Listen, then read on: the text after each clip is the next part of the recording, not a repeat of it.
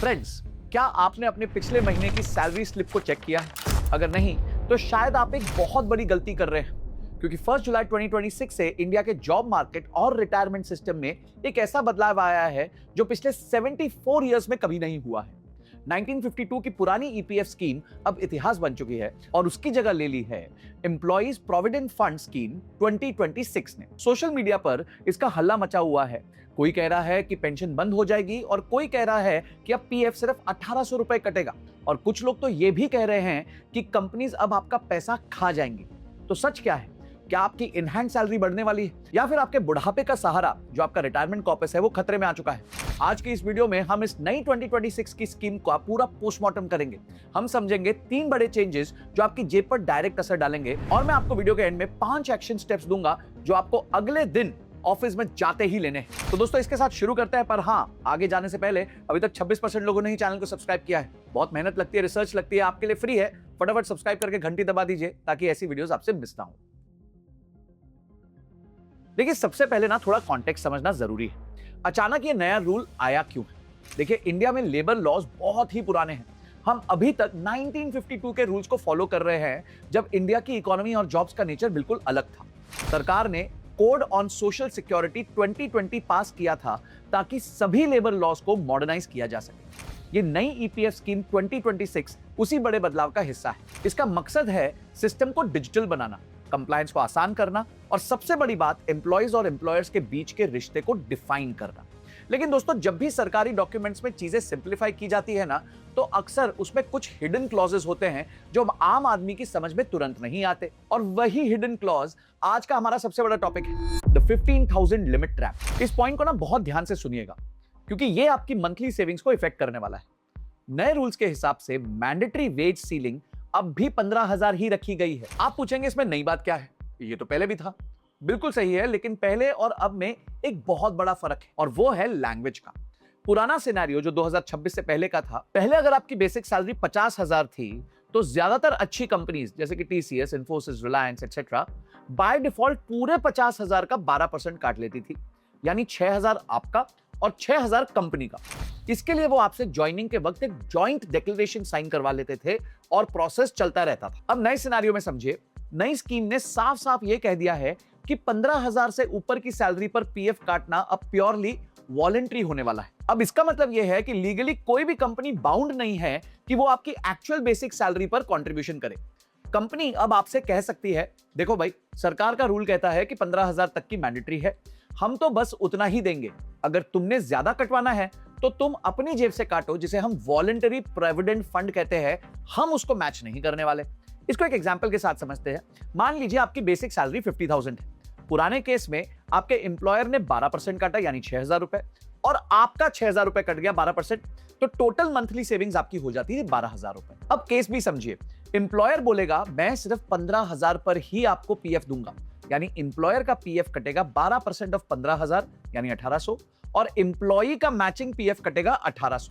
अब total monthly savings जो आपकी हो जाएंगी 3,600 रुपीस। इसका इंपैक्ट यह है कि हर महीने आपकी सेविंग्स 8,400 रुपए से कम हो जाएगी। हाँ, आपको लगेगा कि अरे वाह, मेरी इनहैंड सैलरी तो बढ़ गई है, लेकिन दोस्तों, ये वो मीठा जहर है जो कंपाउंडिंग को मार देगा।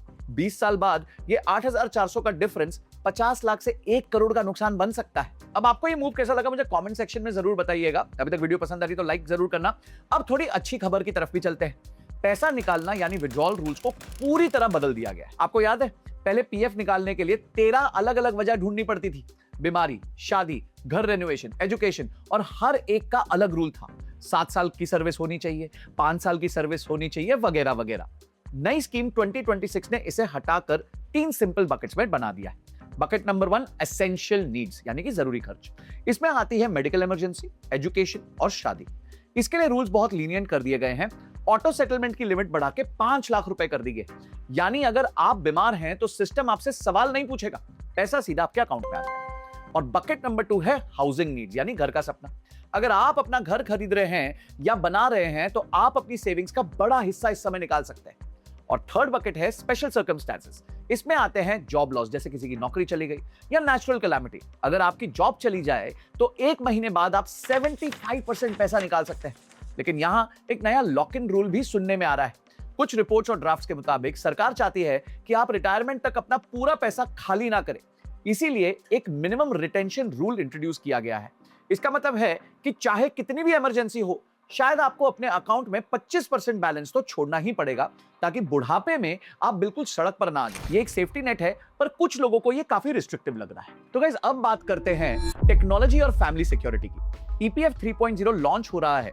इसका विजन है नो ह्यूमन इंटरवेंशन, मतलब आप क्लेम फाइल करें और कंप्यूटर चेक करके पैसा भेज दें। कोई बाबू नहीं, कोई ऑफिसर बीच में ना आए, ताकि सीमलेसली जिस तरह डायरेक्ट बेनिफिट ट्रांसफर होता है उस तरह आपको भी पैसा मिल जाए। लेकिन इसके लिए आपका केवाईसी यानी आपका आधार, आपका पैन, आपका बैंक 100% मैच होना चाहिए। अगर नाम की स्पेलिंग में एक अक्षर की भी गलती है तो सिस्टम इसको रिजेक्ट कर देगा। अब आते हैं द मैरिज नॉमिनेशन रूल पे। ये बहुत इंपॉर्टेंट है। ये रूल ना बहुत लोगों को पता ही नहीं। अंडर द न्यू स्कीम अगर आपकी शादी होती है तो आपका पुराना नॉमिनेशन इनवैलिड हो जाएगा। यानी अगर आपने पहले अपनी माँ या भाई को नॉमिनी बनाया था और अब आपकी शादी हो गई है, तो वो नॉमिनेशन ऑटोमेटिकली कैंसिल माना जाएगा। आपको शादी के बाद दोबारा फ्रेश नॉमिनेशन को फाइल करना पड़ेगा। ये कंपलसरी नहीं है कि स्पाउस को ही बनाए, पर पुराने वाला कैंसिल हो जाएगा, इसलिए नया भरना जरूरी है।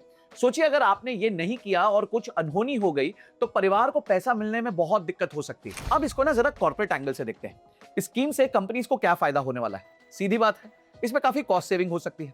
अगर बड़ी कंपनियां डिसाइड करती हैं कि वो अब सिर्फ 1800 तक का ही कंट्रीब्यूशन देंगी, तो उनका सालों का हजारों करोड़ रुपए बच सकता है। सोचिए, एक कंपनी ने 1 लाख एम्प्लॉइज हैं। अगर हर एम्प्लॉय पर कंपनी 2000 रुपए भी बचा लेती है तो महीने का 20 करोड़ रुपए का सीधा प्रॉफिट हो जाता है। इसलिए दोस्तों, डर इस बात का है कि कंपनियां इसे कॉस्ट कटिंग टूल की तरह यूज कर सकती हैं, और नुकसान किसका होगा?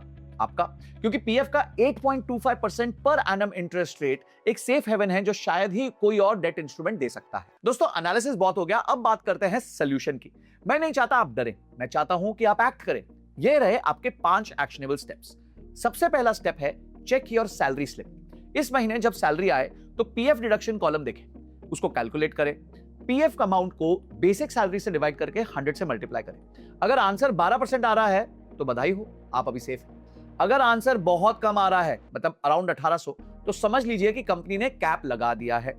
अगर ऐसा होता है तो स्टेप 2, टॉक टू एचआर। अगर कैप लग चुका है तो एचआर को ईमेल करें, उससे पूछे क्या मैं voluntary higher contribution opt in कर सकता हूं। याद रखिए, कंपनी मना नहीं कर सकती आपको अपनी तरफ से, एम्प्लॉय की तरफ से अपना शेयर बढ़ाने के लिए। फिर स्टेप 3, आप अपनी वॉलंटरी प्रोविडेंट फंड को स्टार्ट कर सकते हैं। अगर कंपनी अपना शेयर नहीं बढ़ा रही है तो आप हार मत मानिए। आप अपना कंट्रीब्यूशन 12% से बढ़ा के 20%, 30% या 50% तक भी कर सकते हैं वाया वीपीएफ। क्यों? क्योंकि आपको 8.25% का टैक्स फ्री इंटरेस्ट मिलता है, और ऐसा कोई फिक्स्ड इंस्ट्रूमेंट नहीं है पूरे इंडिया में जो टैक्स फ्री आपको 8.25% देता है। अगर आपको लगता है कि आप इक्विटी म्यूचुअल फंड्स में बेटर कर सकते हो तो आप वो पैसे को इक्विटी म्यूचुअल फंड पे डाल सकते हो, पर अगर आपको ईपीएफ से प्रेम है, अगर आपको लगता है ईपीएफ मेरे लिए राइट इंस्ट्रूमेंट है, तो आप अपनी वॉलंटरी कंट्रीब्यूशन को बढ़ा भी सकते हो। अब आते हैं स्टेप 4 पे, अपडेट ई नॉमिनेशन।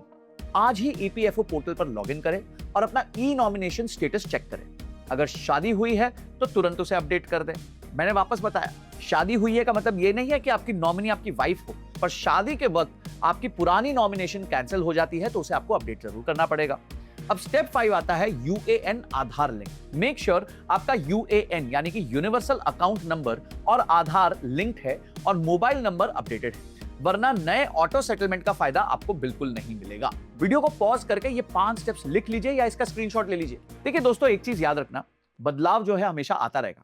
हमें बदलाव से डरने की जरूरत नहीं है, बदलाव के हिसाब से हमें खुद को एडजस्ट करना पड़ेगा। ईपीएफ स्कीम 2026 डिजिटल इंडिया के लिए एक अच्छा कदम हो सकता है। बस शर्त यह है कि हम अपने राइट्स को समझें और अपनी सेविंग्स की जिम्मेदारी खुद लें। सरकार ने रूल्स बनाए हैं, पर उन रूल्स को अपने फायदे के लिए कैसे यूज करना है वो सब हमारे हाथ में। अगर आपको वीपीएफ, पीपीएफ इन सब के बीच में कंफ्यूजन है, या आप चाहते हैं मैं ईपीएफ 3.0 का पूरा ऐप ट्यूटोरियल पर एक वीडियो बना दूं, तो नीचे कमेंट में पीएफ 2026 लिख दीजिए। इस वीडियो को अपने हर उस कॉलीग के साथ शेयर कर लीजिए जो ऑफिस में आपके बगल में बैठा है, शायद आप किसी का रिटायरमेंट बचा सकें। वीडियो पसंद आई है तो लाइक जरूर करना, कमेंट में मुझे बताना और किन मुद्दों पे वीडियो बनाऊं। This is Sanjay Kathuria signing off, till the next video. जय हिंद, जय भारत।